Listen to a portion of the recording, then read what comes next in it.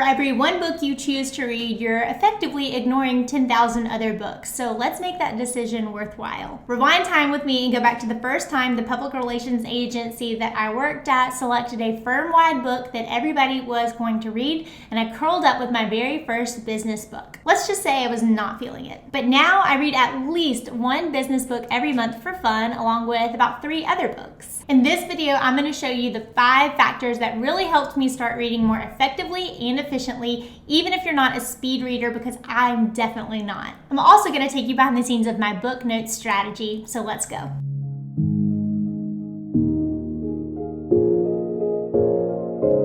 Hey there, welcome to episode 83 here on the Ashlyn Writes channel. My name is Ashlyn. I am a conversion copywriter for creative entrepreneurs. So yes, I love words a whole lot. I love how John Piper said, it's sentences that have changed my life, not books. Amen. I feel like if I have one big aha moment or learning or takeaway that really changes things in my life or business, then it was all worth the time it took to read that book. But it's figuring out how to implement that aha moment that doesn't always happen. Have you ever read a book before and thought, oh my gosh, this is great, this is life-changing, I should do these things, and then you close the book and you never do them? That's what I've tried to overcome the past few years. Now also, like I said, reading business books has not always come naturally to me. I kind of used to hate it. I've always loved reading, but fiction was really my heart and soul and what I tore through. Also, I cannot figure out speed reading for the life of me. I've tried the tricks, tried the hacks, watched the tutorials. I just can't figure it out. I don't think it's in my nature. What's actually helped me are those basic tips and tricks you've probably already heard.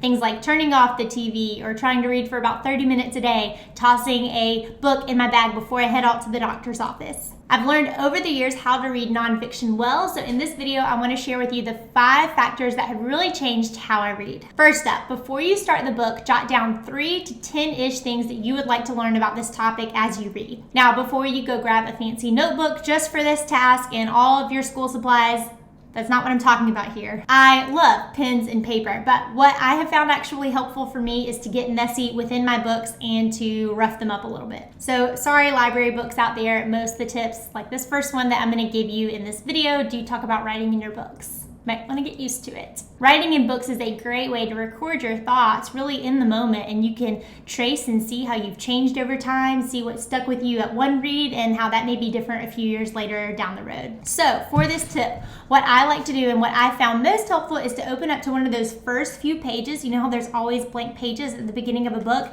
and that is where I jot down these questions. I wanted to show you what this looks like for me, so I grabbed this off the shelf. It's a copy of Digital Minimalism by Cal Newport, the book I have now given to more people than any other book, and I'm going to tell you what I wrote down before I started it. I wrote starting questions. Number 1, I want to quit sleeping with my phone. Can you help? Number 2, what's a healthy approach to Instagram and how can I use it for good? And number 3, will this book make me uncomfortable with my job as a digital copywriter? Hopefully you can see from that how that tip works. It's a great way to center yourself and actually go into reading a book with a little bit of a goal in mind. As I get into this next tip, hit that like button below if you've ever been the type that starts reading a book and you don't really like it, but you think, I can't quit this now. Once I've started, I have to finish the entire book. I felt like that a lot, and one thing that's helped me is the 100 pages minus your age rule. So if you're 30 years old, then you're allowed to read to page 70 before you can decide if you want to quit or not. And if you're not loving it at that point, you can totally quit it, but at least you gave it a shot. Another pro tip here is to x-ray the book before you get started reading it.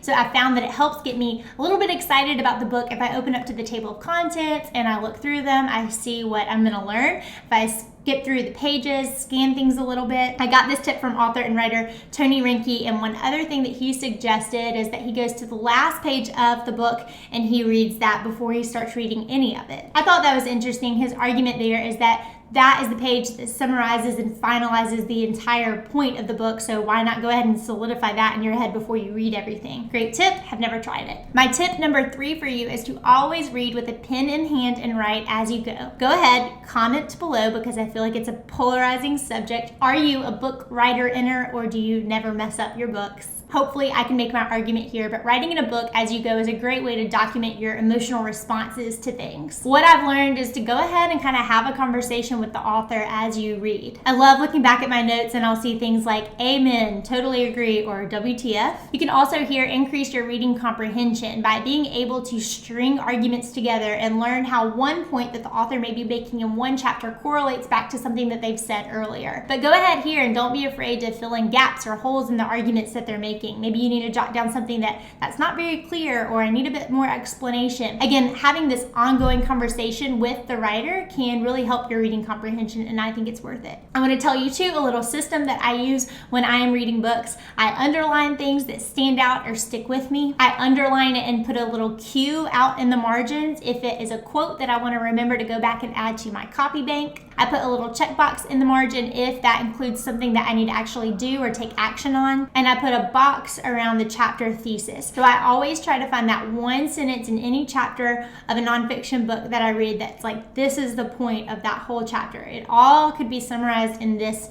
thesis sentence. A couple of other ways that I write in books are summarizing as I go. So I'll jot down at the beginning of the chapter, again, in that like margin and space that they already give you in a book, I'll write down the string of thoughts as they connect. So the first point that the author makes, and then how that relates to the second point, and so on and so forth. And sometimes when I get to the end of the chapter, I challenge myself to write one sentence of what that chapter was all about. This really helps me pause and think, how do I want to apply this chapter to my life?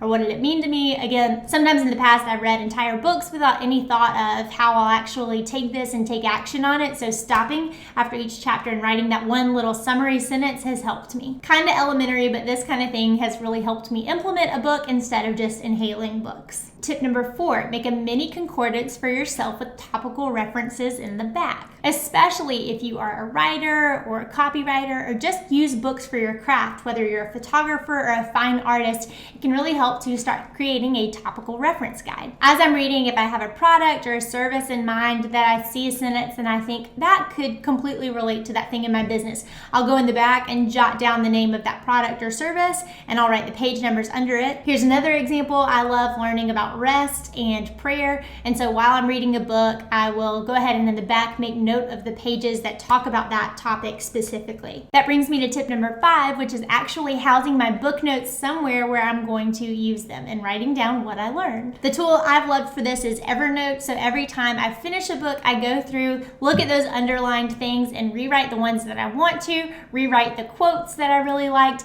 and kind of rate the book on a scale of 1 to 5, as well as add in those little summaries. This does not mean that I do this for every single book I read. I never do this really for fiction books. But I've tried to start spending 1/3 of the time it takes me to do any education, whether it's reading or taking a course, 1/3 of the time that it took doing that actually implementing it, and it's made a big difference. Now you know how to read more effectively and efficiently, but what about actually finding those hours to read, whether it be in the morning or during your leisure hours? Well, I've got a free masterclass all about how to get freed up to focus as a creative entrepreneur, and I would love to invite you to grab your seat. Just head over to ashlynwrites.com/timeclass and you can get your spot. Thank you again so much for your time watching. I hope that hacks like this have helped move the needle on your creative business. If you like this video, don't forget to hit that like button, hit subscribe, and comment below helpful if you found it helpful. Thanks again for watching, and I will see you in the next video.